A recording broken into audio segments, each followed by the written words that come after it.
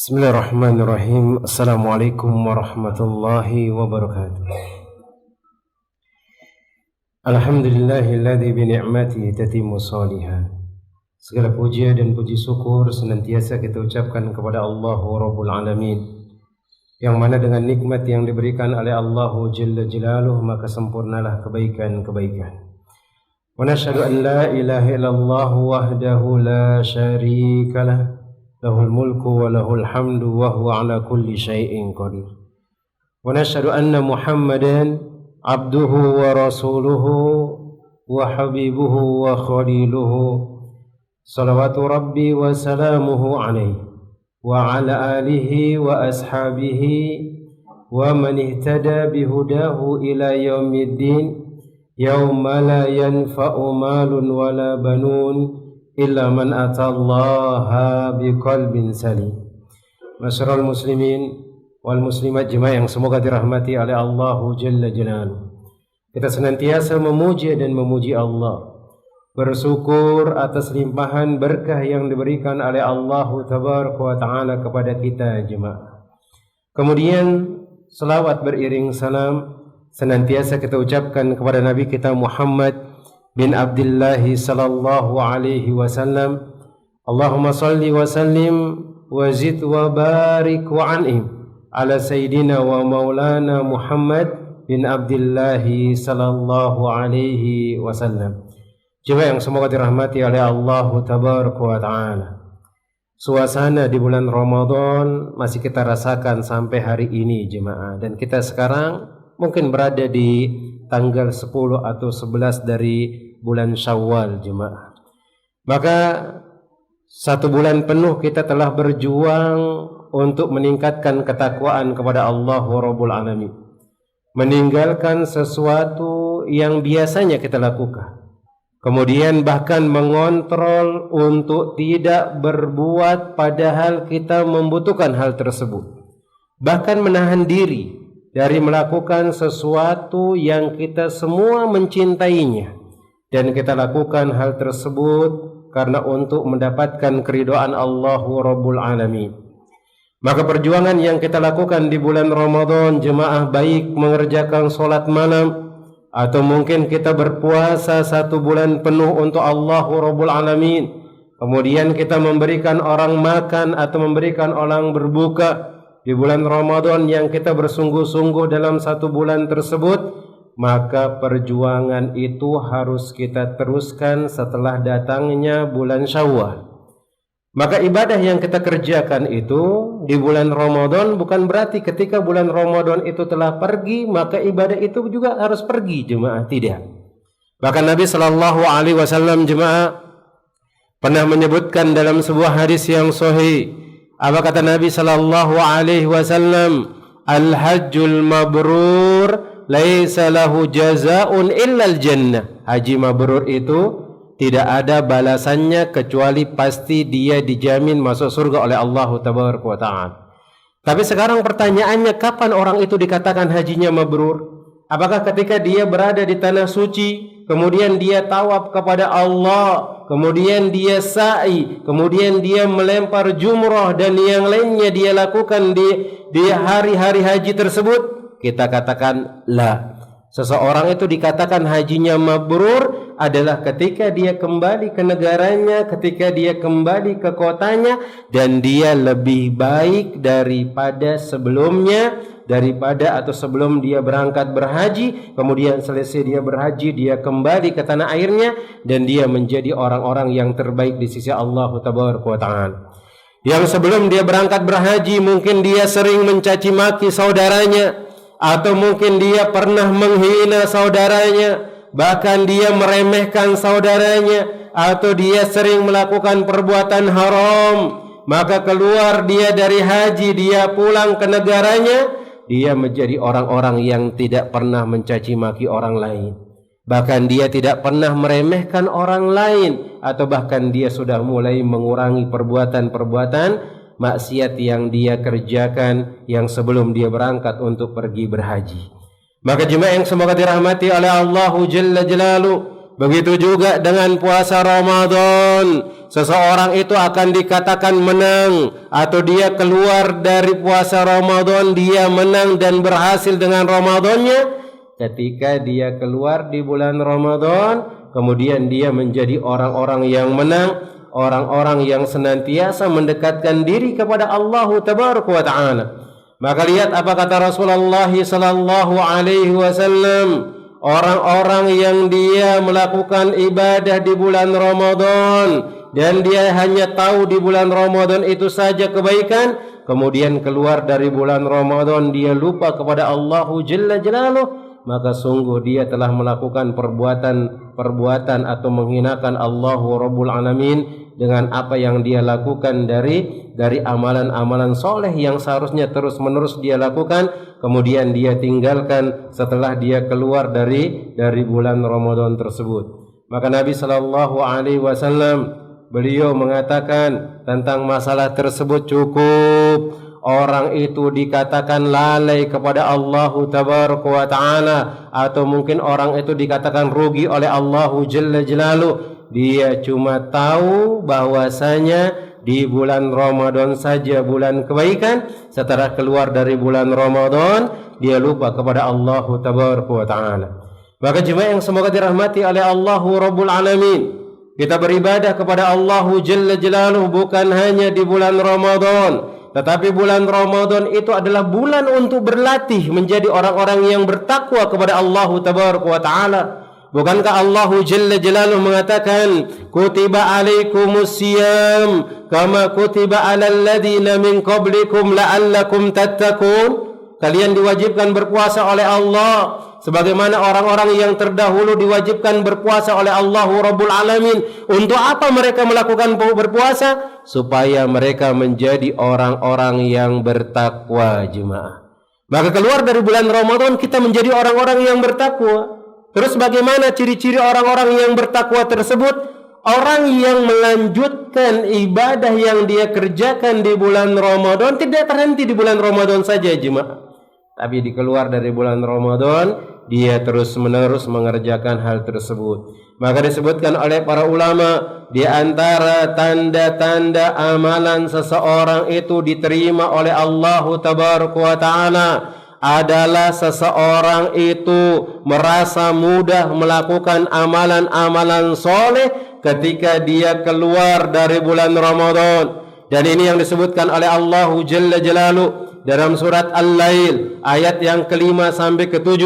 Allah Rabbul Alamin mengatakan, fa amma man a'ta wattaqa wa saddaqa bil husna fasanuyassiruhu lil yusra. Adapun orang-orang yang dia mengeluarkan hartanya di jalan Allah, yang dia bersedekah di jalan Allah, kemudian dia bertakwa kepada Allah Rabbul Alamin, kemudian dia yakin bahwasanya semua ibadah yang dia kerjakan karena Allah tersebut, Allah akan balas dengan pahala yang terbaik, yaitu surga Allah Rabbul Alamin. Maka Allah Tabaraka wa Ta'ala mengatakan, fasanuyassiruhu lil yusra, maka dia akan dimudahkan dalam melakukan amalan-amalan soleh, jemaah. Maka keluar kita di bulan Ramadan ini harus menjadi orang-orang yang terus istiqamah, yang terus bertakwa kepada Allah Rabbul Alamin. Terus kerjakan amalan-amalan soleh yang diperintahkan oleh Allah. Kerjakan amalan-amalan soleh yang diajarkan oleh Nabi sallallahu alaihi wasallam. Di antaranya Nabi sallallahu alaihi wasallam menyebutkan dalam hadis yang sahih, beliau mengatakan, man shoma Ramadan summa atba'ahu sittan min Syawal kana kasiyami daharin. Maka barang siapa di antara kalian, kata Nabi SAW, dia sudah selesai mengerjakan puasa Ramadan tersebut, kemudian dia lanjutkan puasa 6 hari di bulan Syawal, maka sungguh dia telah melakukan puasa 1 tahun penuh, kata Nabi sallallahu alaihi wasallam. Maka di sini masih ada amalan yang dianjurkan oleh Nabi sallallahu alaihi wasallam. Tapi di bulan Syawal yang sangat ditekankan adalah puasa 6 hari di bulan Syawal. Akan tetapi ada amalan-amalan yang lainnya, ada solat di sana, ada qiyamul lail, ada amalan-amalan bersedekah pula di sana. Maka disebutkan oleh para ulama, orang-orang yang dia keluar dari bulan Ramadan, jangan sampai dia terputus dari amalan-amalan solehnya. Dia harus menjaga keikhlasannya karena Allah. Karena seorang ketika dia ikhlas karena Allah, Allahu Rabbul Alamin akan bantu dia untuk mengerjakan amalan-amalan soleh. Kemudian dia juga harus mengerjakan amalan-amalan rutinitasnya. Walaupun amalan itu adalah amalan yang remeh. Mungkin kita di bulan Ramadan mengerjakan sholat tarawih 11 rakaat misalnya, maka silakan di luar dari bulan Ramadan mungkin kita mengerjakan sholat malam, maka silakan boleh dikerjakan mulai dari selesai sholat isya sampai datangnya waktu subuh, baik dia sebelum tidur atau dia setelah tidur. Dan ini yang disebutkan oleh Nabi Sallallahu Alaihi Wasallam kepada seorang sahabat yang mulia. Apa kata beliau di sini? Ausani khalili. Maka Nabi Sallallahu Alaihi Wasallam memerintahkan aku atau memberikan aku wasiat. Apa itu? Untuk mengerjakan puasa 3 hari di setiap bulan, kemudian dia mengerjakan solat sebelum dia tidur. Di antaranya adalah Abu Hurairah radhiyallahu taala anhu. Nabi Shallallahu Alaihi Wasallam mengajarkan beliau sholat malam itu boleh dikerjakan selesai sholat isya. Tidak mesti harus tidur dulu jemaah, tetapi boleh dikerjakan selesai sholat isya sampai datangnya waktu subuh. Berapa rakaat paling sedikit dari sholat malam tersebut jemaah? 1 rakaat. Dan itu adalah sholat witir yang diajarkan oleh Nabi Shallallahu Alaihi Wasallam. Dan Anda yakin kita mengerjakan sholat witir itu nggak nyampe 2 menit dia jemaah, nggak nyampe. Kita berdiri membaca Al-Fatihah cukup. Walaupun tidak kita baca surat yang lainnya, kemudian kita rukuk mengatakan subhana rabbiyal, kemudian doa-doa yang lainnya, kemudian kita i'tidal, kemudian seterusnya, kemudian kita pun salam, maka itu adalah hal-hal yang diajarkan oleh Nabi Sallallahu Alaihi Wasallam. Maka jemaah yang semoga dirahmati oleh Allah Tabaraka wa Ta'ala, ada juga amalan-amalan yang lainnya. Kita bersedekah di jalan Allah Tabaraka wa Ta'ala yang tidak perlu kita pandang banyak dari sedekah tersebut. Yang penting sedekah yang kita keluarkan adalah ikhlas karena Allahu Rabbul Alamin.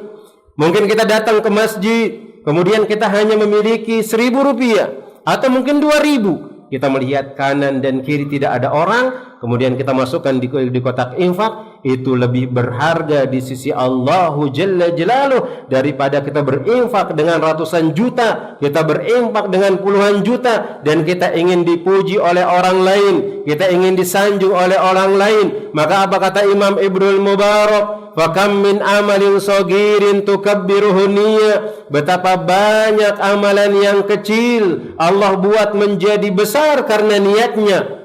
Wa kam min amalin kabirin tusaggiruhu niyya. Dan betapa banyak amalan yang besar Allah buat jadi kecil gara-gara niat kita jemaah. Kemudian 6 hari di bulan Syawal jemaah, yang mana Nabi Sallallahu Alaihi Wasallam mengajarkan kepada kita nih, selesai engkau puasa bulan Ramadan, kemudian engkau ikuti 6 hari di bulan Syawal, maka pahalanya seperti orang yang melakukan puasa selama 1 tahun penuh. Dan itu yang disebutkan dari Abu Ayyub Al-Ansari radhiyallahu taala anhu. Nabi sallallahu alaihi wasallam mengatakan, "Man shoma Ramadan summa atba'ahu sittan min Syawal kana kasyami dahrin." Maka barang siapa di antara kalian mengerjakan puasa Ramadan, kemudian dia ikuti 6 hari di bulan Syawal, maka dia seperti berpuasa 1 bulan penuh. Kemudian disebutkan oleh Al-Imam An-Nawawi rahimahullahu ta'ala, beliau menyebutkan bahwasanya dalil ini adalah dalil yang sahih, dalil yang sahih, dalil yang tegas. Beliau mengatakan bahwa ini dijadikan dalil oleh setiap madhab, Imam Syafi'i, Imam Ahmad, Daud, serta yang sejalan dengan mereka tentang disunnahkan berpuasa 6 hari di bulan Syawal jemaah. Maka jemaah yang semoga dirahmati oleh Allah Tabaraka wa Ta'ala, adapun hal-hal yang berkaitan dengan bulan Syawal, maka di sini para ulama ada yang berbeda pendapat tentang hal tersebut. Di antaranya sebelum kita menyebutkan perbedaan, bahwasanya bulan Syawal ini hukumnya adalah sunnah, bukan wajib. Hukumnya adalah sunnah, cuman memiliki keutamaan jikalau dikerjakan di bulan Syawal, dia mendapatkan pahala seperti 1 tahun penuh. yang dia hitung dengan bulan Ramadan tersebut. Dia sudah puasa 30 hari dikalikan 10 kebaikan, kemudian dia berpuasa di 6 hari dikalikan 10 kebaikan, maka genaplah 1 tahun yang dia kerjakan dari amalan-amalan soleh tersebut. Kemudian jemaah yang semoga dirahmati oleh Allah Tabaraka wa Ta'ala, dalam hadis ini Nabi sallallahu alaihi wasallam mengatakan summa atba'ahu sittan min Syawal, kemudian diikuti 6 hari di bulan Syawal. Ini menunjukkan bahwasanya puasa di bulan Syawal itu tidak berurutan langsung 6 hari. Tapi Nabi SAW mengatakan diikuti 6 hari saja di bulan Syawal, bukan mutatabi'an, bukan beriringan. Tetapi kalau kita lihat jemaah yang semoga dirahmati oleh Allah Tabaraka wa Ta'ala, beriringan itu jelas lebih utama. Beriringan itu jelas lebih mudah. Apalagi kalau dikerjakan selesai bulan Ramadan terus 6 hari, maka biasanya lebih ringan. Jadi sebagian para ulama menyebutkan hal tersebut. Tetapi kalau dia mengerjakan misalnya 1 hari di awal bulan, kemudian di tanggal 5 1 hari misalnya, di tanggal 7 1 hari, tanggal 10 1 hari, sampai 6 kali dia mengerjakan puasa Syawal, maka itu pun dibolehkan oleh Allah Tabaraka wa Ta'ala dan oleh Rasulullah sallallahu alaihi wasallam. Maka itu tidak jadi masalah. Maka kita sebutkan bahwasanya yang lebih afdol jelas mengikuti setelah hari raya Idul Fitri. Kenapa dikatakan lebih afdol? Karena masih suasana berpuasa itu ada. Suasana berpuasa itu ada. Tapi kita katakan yang diajarkan oleh Nabi sallallahu alaihi wasallam tidak mesti harus berurutan, maka silahkan dia bisa kerjakan di awal bulan, dia bisa kerjakan di pertengahan bulan, dan dia juga bisa kerjakan di akhir bulan. Kemudian jemaah yang semoga dirahmati oleh Allah Tabaraka wa Ta'ala yang berikutnya, bagaimana dengan orang yang memiliki tonggakan misalnya ketika dia melakukan puasa Ramadan, ternyata belum diganti puasa Ramadan tersebut, apakah boleh dia mengerjakan puasa Syawal tersebut? Kita katakan na'am, boleh dia mengerjakan puasa Syawal tersebut. Sebagian orang mengatakan ketika kita memiliki kewajiban, maka kewajiban itu harus dibayar. Maka kita katakan na'am, itu yang lebih utama. Kalau dilihat dari keutamaannya, maka jelas menyelesaikan yang wajib itu lebih utama daripada yang sunnah. Akan tetapi di sini disebutkan oleh Nabi sallallahu alaihi wasallam bahwasanya pernah Aisyah, atau sebutkan oleh Aisyah radhiyallahu taala anha, beliau pernah tidak melakukan puasa setelah selesai di bulan Ramadan ketika dia mengalami haid atau datangnya bulan selama 6 hari atau 7 hari, dan beliau Aisyah radhiyallahu taala anha mengerjakannya di bulan Sya'ban yang berikutnya sebelum datangnya bulan Ramadan. Maka di sini kita mendapatkan faedah dari hadis ini. Apa faedahnya? Seseorang boleh dia menunda melakukan qada puasa wajibnya dan dia tunaikan di bulan Sya'ban sebelum datangnya puasa Ramadan tersebut. Kemudian, dan ini juga menunjukkan bahwasanya bolehnya seseorang mengerjakan puasa sunnah di bulan Syawal sebelum dia mengerjakan puasa qadanya, karena disebutkan oleh para ulama puasa Syawal itu adalah puasa yang mudhayyak, yang khusus waktunya hanya di bulan Syawal, sedangkan puasa Ramadan yang dia belum sempat dia ganti puasa qadanya, maka itu adalah muwassa yang memiliki 11 bulan dan kita boleh menggantinya. Adapun yang lebih afdal jelas harus mendahulukan yang wajib dulu diselesaikan, kemudian dia mengerjakan yang sunnah, sebagaimana Nabi sallallahu alaihi wasallam menyebutkan dalam hadis tersebut, man shoma ramadhana summa atba'ahu sittan min Syawal. Dan di sini dimulailah para ulama berbeda pendapat dengan hal tersebut. Ada yang mengatakan man shoma Ramadan, di sini menggunakan fi'il madi. Barang siapa yang telah selesai mengerjakan puasa Ramadan, selesai Ramadannya, sempurna Ramadannya, kemudian dia ikuti dengan 6 hari di bulan Syawal, kana kasiyami dahrin, maka dia sama seperti bulan, atau dia seperti berpuasa satu tahun penuh.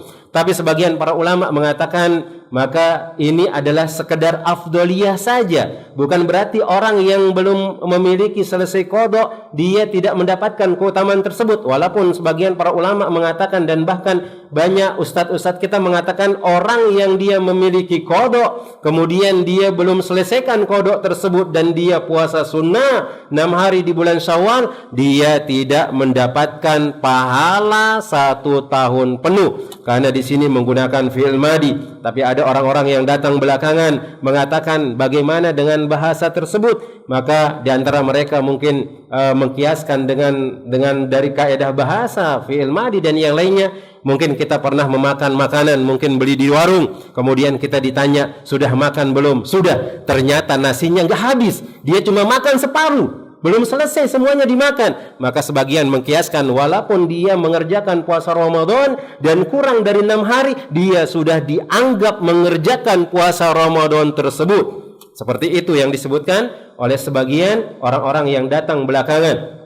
Kemudian juga dari hadis dari Aisyah radhiyallahu taala anha tersebut, Aisyah tidak bisa mengerjakan puasa Ramadannya dan dia kerjakan di akhir atau dengan dikerjakan ketika datang di bulan Sya'ban, beliau mengerjakan 6 hari tersebut. Apakah tidak mengandung kemungkinan di sana Aisyah radhiyallahu taala anha melakukan puasa-puasa sunnah, baik dia puasa Syawal 6 hari, puasa di tanggal Asyura yaitu tanggal 10 di bulan atau puasa 6 Asyura di bulan Muharram, kemudian puasa 9 hari di bulan Zulhijjah misalnya, maka mengandung kemungkinan Aisyah radhiyallahu taala anha melakukan amalan-amalan tersebut dan ternyata beliau mengakhirkan puasa qada Ramadannya di bulan Sya'ban jemaah. Ala kulli halin, maka di sini ada perbedaan para ulama dan mudah-mudahan kita yang mengakhirkan qada dari puasa Ramadan kita, kemudian kita mengerjakan puasa Syawal, kita mendapatkan pahala di sisi Allah Jalla Jalaluh. Karena ada sebuah hadis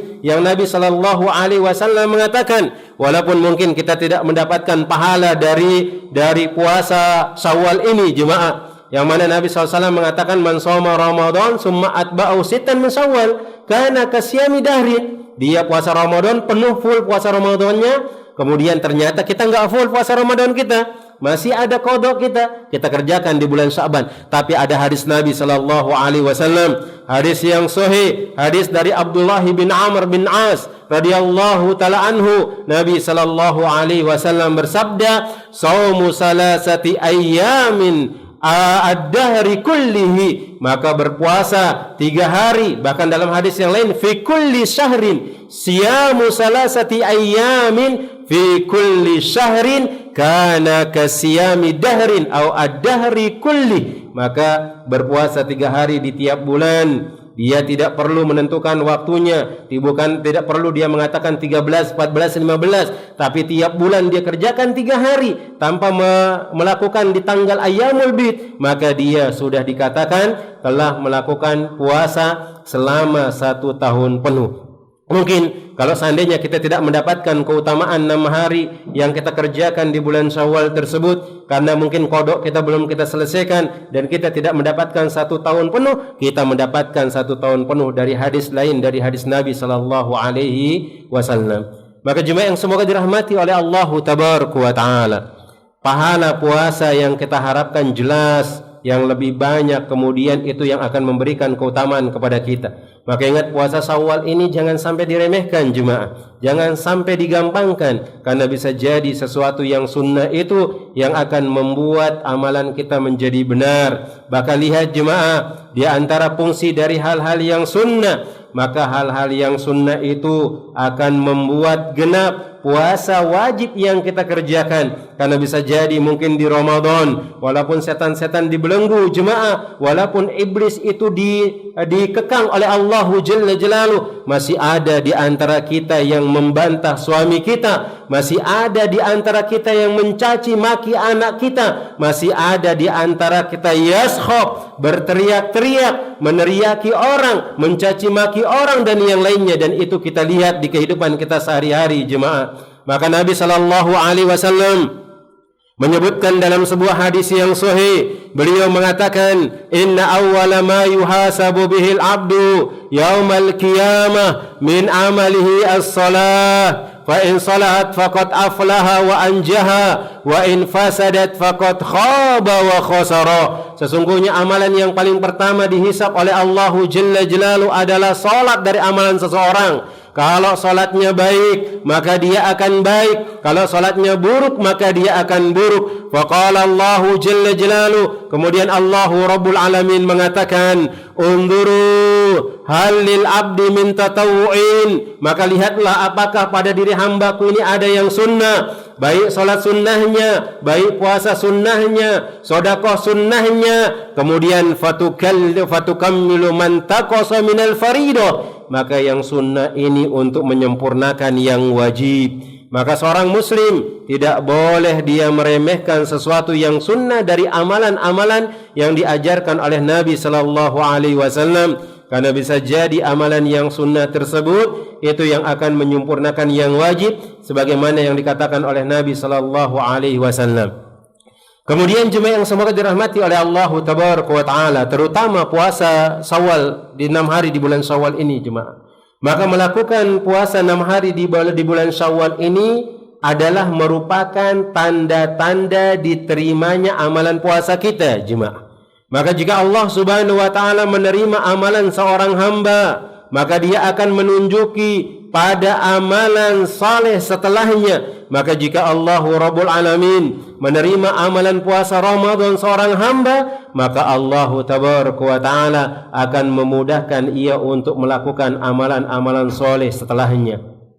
Karena dia tahu bahwasanya amalan soleh itu bukan di bulan Ramadan saja jemaah, tapi di keluar dari bulan Ramadan. Setelah dia mendapatkan ketakwaan kepada Allah Rabbul Alamin, maka dia akan menjadi semangat, maka dia akan menjadi semakin dekat kepada Allah Rabbul Alamin. Sebagaimana Allah Jalla Jalaluhu menyebutkan dalam ayatnya yang telah kita sebutkan tadi, fa amma man a'ta wattaqa wa saddaqa bil husna fasanuyassiruhu lil yusra. Adapun orang-orang yang dia mengeluarkan hartanya di jalan Allah dan dia bertakwa kepada Allah Tabaraka wa Ta'ala, dia kerjakan ikhlas karena Allah, dan dia tahu ada pahala khusus yang disiapkan oleh Allah, ada pahala yang terbaik yang disiapkan oleh Allah Rabbul Alamin, fasanuyassiruhu lil yusra, maka kami akan mudahkan dia untuk melakukan kebaikan-kebaikan setelahnya jemaah. Kemudian jemaah yang semoga dirahmati oleh Allah Tabaraka wa Ta'ala,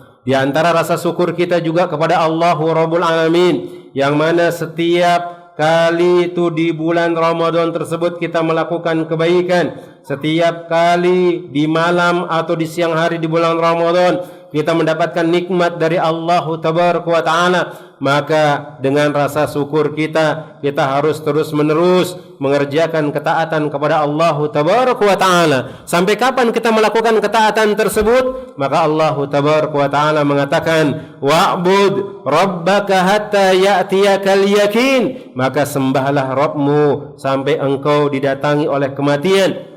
Maka mengerjakan ibadah kepada Allah Tabaraka wa Ta'ala itu sampai mati jemaah. Dan itu yang diajarkan oleh Nabi sallallahu alaihi wasallam. Bahkan Nabi sallallahu alaihi wasallam ketika beliau hendak meninggal dunia, beliau tidak pernah melupakan salat. Bahkan beliau mengatakan as-salat, as-salat. Salat kalian, jaga salat kalian. Jangan pernah kalian tinggalkan salat tersebut. Maka beribadah kepada Allah Tabaraka wa Ta'ala itu sampai mati jemaah, bukan putus dari Ramadan, keluar dari bulan Ramadan kemudian kita tinggalkan hal tersebut.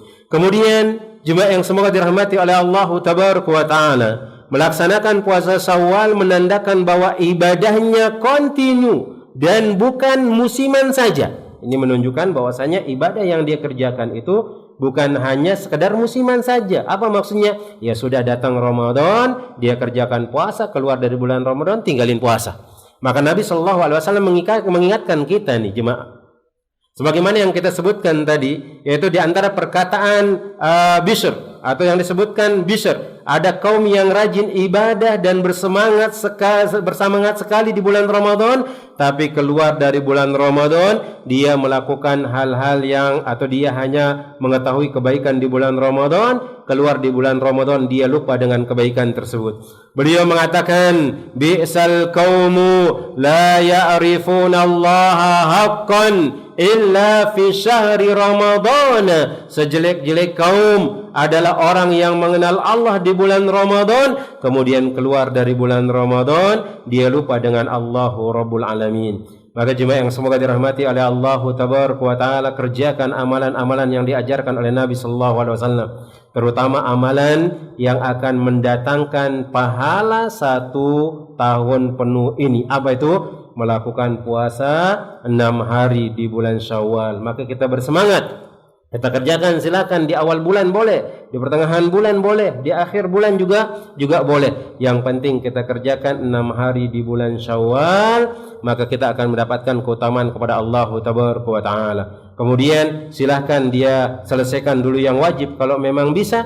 Kalau memang dia tidak bisa, maka silahkan dia kerjakan bulan atau hari di bulan Syawal tersebut. Dan mudah-mudahan Allah Tabaraka wa Ta'ala memberikan kita pahala 1 bulan penuh dari apa yang kita amalkan dari amalan-amalan soleh atau dari puasa Syawal tersebut, jemaah. Maka jemaah yang semoga dirahmati oleh Allah Tabaraka wa Ta'ala, maka kita terus senantiasa istiqomah di jalan Allah Rabbul Alamin. Berdoa kepada Allah Tabaraka wa Ta'ala, karena sejatinya semua amalan itu enggak akan pernah bisa kita kerjakan kecuali pertolongan Allah.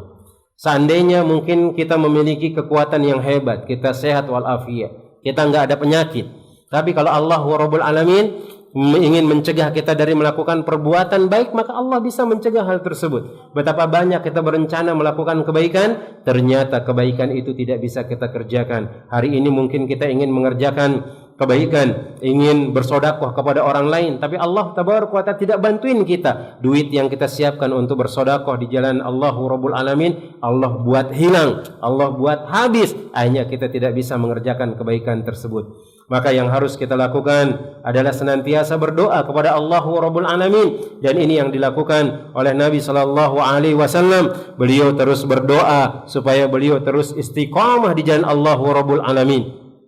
Apa kata Allah Tabaraka wa Ta'ala berdoa, ya muqallibal qulub sabbit qulubuna atau sabbit qulubana ala dinik. Ya Allah, yang dia membolak-balikan hati, yang engkau membolak-balikan hati, maka tetapkanlah hati kami dalam agamamu ya Allah. Kemudian bahkan Nabi sallallahu alaihi wasallam terus meminta pertolongan kepada Allah Rabbul Alamin. Apa kata Nabi sallallahu alaihi wasallam? Allahumma a'inni ala dzikrika wa syukrika wa husni ibadatika. Ya Allah, bantuinlah aku untuk berzikir kepadamu ya Allah. Dan kita mengetahui bahwasanya zikir ini adalah mudah. Bahkan ada Nabi sallallahu alaihi wasallam menyebutkan dalam hadis yang sahih yang dibawakan dari Abu Hurairah radhiyallahu taala anhu, kalimatani khafifatani 'alal lisan sakilatani fil mizan habibatani 'inda rahman, sakilatani fil mizan habibatani 'inda rahman,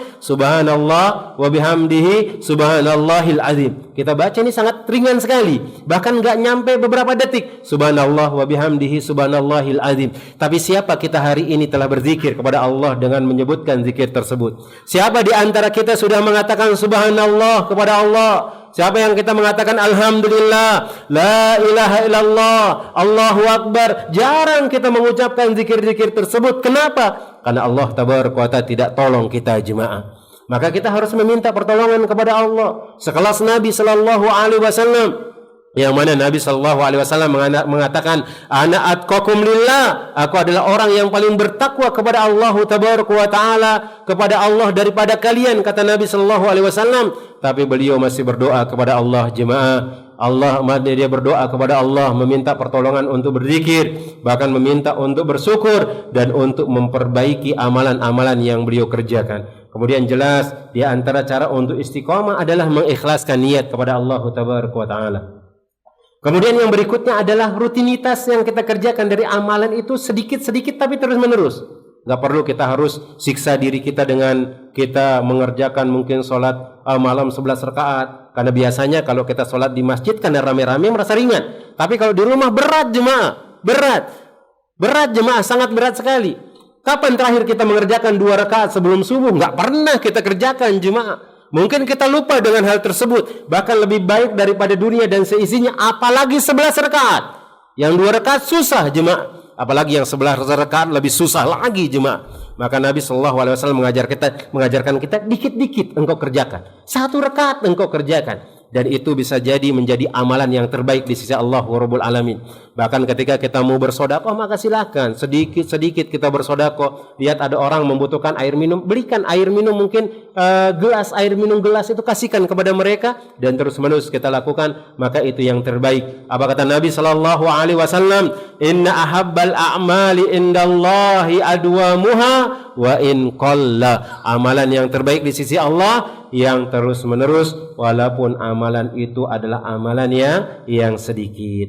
Maka jemaah yang semoga dirahmati oleh Allah Tabaraka wa Ta'ala, yang berikutnya pula kita harus muhasabatun nafsi, yaitu mengintrospeksi diri kita, apakah kita sudah melakukan perbuatan baik kepada Allah Rabbul Alamin, ataukah amalan tersebut kita kerjakan hanya sekedar adat kebiasaan kita saja jemaah, seperti adat dan budaya yang kita kerjakan, bukan kita ikhlaskan karena Allah Rabbul Alamin. Maka kita terus menintrospeksi diri kita bahwasanya amalan yang kita kerjakan ini belum cukup, dan kita tidak tahu amalan yang akan diterima oleh Allah Rabbul Alamin itu yang mana. Maka kita harus terus melakukan kebaikan sampai datangnya kematian kepada kita. Wa'bud rabbaka hatta ya'tiyakal yakin. Maka sembahlah Allah Rabbul Alamin sampai engkau dicabut nyawanya oleh Allah Rabbul Alamin. Maka jemaah yang semoga dirahmati oleh Allah Tabaraka wa Ta'ala, di bulan Syawal ini latih diri kita untuk berpuasa 6 hari di bulan Syawal jemaah, sehingga kita akan mendapatkan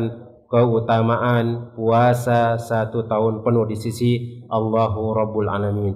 Mungkin ini yang dapat Anda sampaikan jemaah untuk pembukaan kajian kita. InsyaAllah minggu depan kita lanjutkan pelajaran dan kajian kita tentang rapor merah suami istri, dan tinggal sedikit lagi jemaah, mungkin 4 atau 5 pertemuan, maka kita akan selesai, dan sisanya mungkin kita gunakan untuk tanya jawab. Tafadhol, mungkin ada pertanyaan tentang apa yang kita bahas pada kesempatan sore hari yang berbarokah ini. Fadhol jemaah,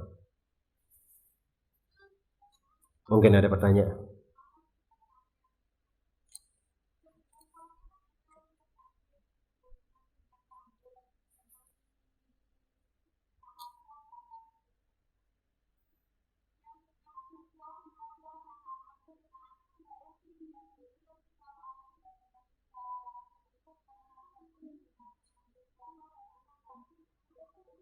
Nah, jemaah, di sini ada pertanyaan. Sebelum puasa kemarin sakit, kemudian tidak sempat mengerjakan puasa, apakah boleh mengerjakan fidyah? Maka disebutkan oleh para ulama, orang-orang yang disebutkan dalam hadis Nabi sallallahu alaihi wasallam atau hadis yang dibawakan oleh para sahabat, atau disebutkan oleh Allah Jalla Jalaluh dalam firman-Nya, maka yang membayar fidyah itu ada beberapa orang. Yang pertama adalah orang yang sakit la yurja bara'ahu, orang yang sakit yang tidak pernah diharapkan kesembuhannya. Orang yang lumpuh, sudah orang sangat tua, udah enggak bisa sembuh lagi dia, maka dia membayar fidyah. Kemudian yang berikutnya adalah syekhul kabir wal azuza, seorang orang tua yang sudah renta, atau orang-orang tua perempuan yang dia sudah renta pula, maka dia diberikan keringanan, boleh dia enggak puasa dan dia hanya sekedar membayar fidyah. Boleh dia tidak puasa, dia sekedar membayar fidyah. Orang yang sudah tua renta. Tapi kalau dia puasa, puasanya sah. Kalau dia puasa, puasanya sah. Kalau dia tidak puasa, maka dia membayar fidyah. Itu yang kedua. Kemudian yang ketiga, ada sebuah hadis yang berasal dari seorang sahabat, disebutkan adalah orang yang hamil yang dia takut dengan janinnya, atau orang yang menyusui yang dia khawatir dengan anaknya nggak ada air susunya, maka dia yang membayar fidyah. Adapun kalau orang yang hanya sekedar sakit, yang tiba-tiba sakit dan kemungkinan dia akan sembuh, maka di sini para ulama menyebutkan dia tidak membayar fidyah, tapi dia membayar qadha dari puasanya tersebut. Dia membayar qadha. Apakah boleh dia membayar fidyah kemudian nanti dia mengqadha? Maka kita katakan tidak ada kewajiban seperti itu. Maka silakan, kalau dia pengen berinfak kepada orang lain, maka boleh dia mengeluarkan infaknya membantu orang lain, tetapi kewajibannya untuk mengqadha, maka tetap wajib baginya sampai dia sembuh, karena memang dia sakit ini memang diharapkan kesembuhannya, bukan orang sakit yang tidak diharapkan kesembuhannya. Seperti itu jemaah. Maka dia ganti, dia qadha puasanya dan dia tidak perlu membayar fidyah. Wallahu taala alam bissawab. Fadhal, mungkin ada yang lain? Ada pertanyaan? Dan tambahan sedikit jemaah, membayar fidyah ini maka ada beberapa cara yang dia gunakan. Pertama, boleh mungkin tiap hari diberikan orang-orang itu makan, tetapi ya sebanyak 30 porsi misalnya. Kalau memang dia meninggalkan 30 porsi, misalnya hari ini nasi bungkus kasihkan satu orang misalnya yang fakir miskin, besoknya kasihkan nasi bungkus lagi, besoknya kasihkan nasi bungkus selama 30 hari. Atau dia membuat makanan, porsinya 30 porsi, kemudian dia undang 30 orang, kemudian dia dikasihkan makan sampai kenyang. Takarannya itu kenyang jemaah. Takarannya itu kenyang. Iya, porsi mungkin kita beli nasi kuning harganya 13.000, atau mungkin lebih, kalau itu agak kurang maka beli nasi pecel harganya 17. Nasi pecel harganya 17, maka itu satu porsi. Sebagian para ulama menyebutkan boleh dia dengan yang mentah, yaitu dengan beras. Maka silakan, karena itu juga makanan pokok, dan itu yang disebutkan oleh Allah Jalla Jalaluhu dan disebutkan oleh Nabi sallallahu alaihi wasallam. Naam, fadhal. Enggak kedengeran suaranya. Naam, fadhal.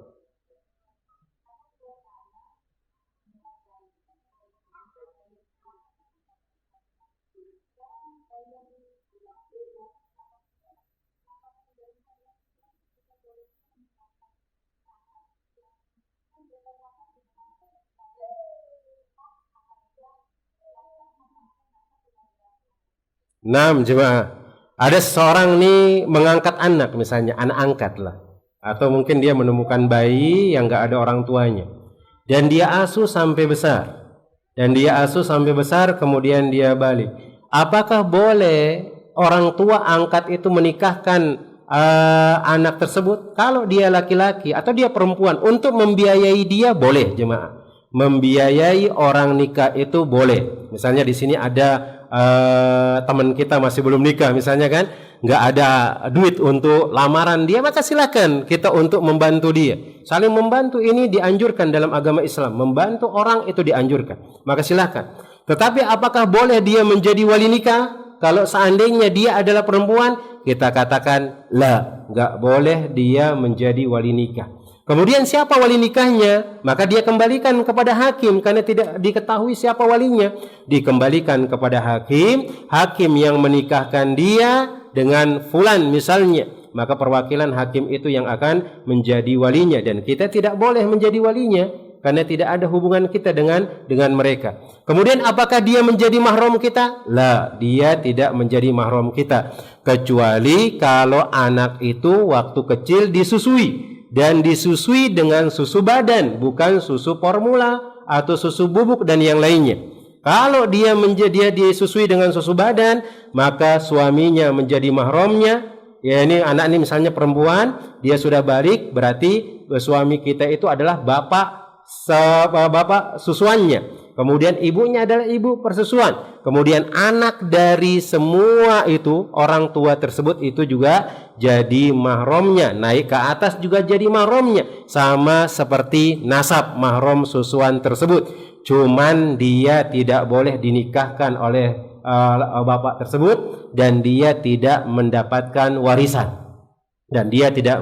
warisan. Terus bagaimana Ustaz? Dia miskin, kasihan dia, kita ingin memberikan harta bagi dia. Maka silakan, di sana ada hadiah, di sana ada hibah, dan di sana ada wasiat. Tapi ingat, hadiah, hibah, wasiat tidak boleh kita keluarkan kepada orang lain dari keluarga kita, dan kita menyusahkan yang lainnya, enggak boleh. Kita harus lebih mendahulukan memang orang yang dari hubungan rahim kita, hubungan mahram kita, dan anak keluarga kita, jelas itu lebih utama daripada kita memberikan orang lain. Kita meninggalkan anak keluarga kita itu dalam keadaan cukup lebih utama daripada meninggalkan mereka meminta-minta kepada manusia. Maka kita katakan di sini yang menjadi wali nikahnya adalah hakim, bukan kita yang memungutnya. Ingat, kalau dia laki-laki kemudian disusui, maka ibu itu menjadi ibu susuannya, jadi mahramnya. Anak-anaknya juga jadi mahramnya. Tapi kalau dia tidak disusui, maka ibu tidak ada hubungan mahram dengan laki-laki tersebut. Kalau dia perempuan juga nggak ada hubungan mahram dengan suami kita. Maka nggak ada hubungannya. Maka harus tetap berhijab, harus menjaga diri dari bersentuhan dan seterusnya. Wallahu ta'ala alam bissawab. Maka mengangkat anak itu boleh, jemaah silahkan. Tapi harus diterima konsekuensi setelah dia balik. Afwan Ustaz, bagaimana dengan orang tua yang sudah pikun? Apakah perlu bayar fidyah? Nah, dia sudah pikun dan dia nggak bisa melakukan apa yang dia lakukan dari puasa tersebut, maka silahkan dia berikan fidyah. Karena kadang-kadang orang pikun ini masih sadar-sadar dikit. Orang pikun ini masih sadar dikit, enggak seperti orang gila. Kalau orang gila jelas nggak ada kewajiban dia. Apakah dia ada qada, ada fidyah? Nggak ada. Orang gila sama seperti anak kecil dan seterusnya. Adapun kalau pikunnya kan pikunnya datang-datangan. Pikunnya datang-datangan. Kadang sadar dia bisa puasa, besoknya lupa lagi dia. Kemudian seterusnya. Nah, silahkan dibayarkan dia fidyah karena qada kayaknya tidak bisa. Tapi kalau pikunnya ini sudah seperti orang yang hilang akal, seperti orang gila misalnya dan yang lainnya, dia nggak sadar sama sekali siapa keluarganya dan seterusnya, maka tidak ada kewajiban tentang hal tersebut, maka dia dihukumi sama seperti orang gila. Rufi'atil aqlam anis salas anil majnun hatta yafik. Maka dosa itu diangkat oleh Allah tabaraka wa taala dari 3 orang, atau kewajiban tidak dia dapatkan dari kewajiban dari Allah tabaraka wa taala, di antaranya orang gila sampai dia sadar kembali. Nah, Allahu taala alam bissawab. Fadal, mungkin ada yang lain lagi.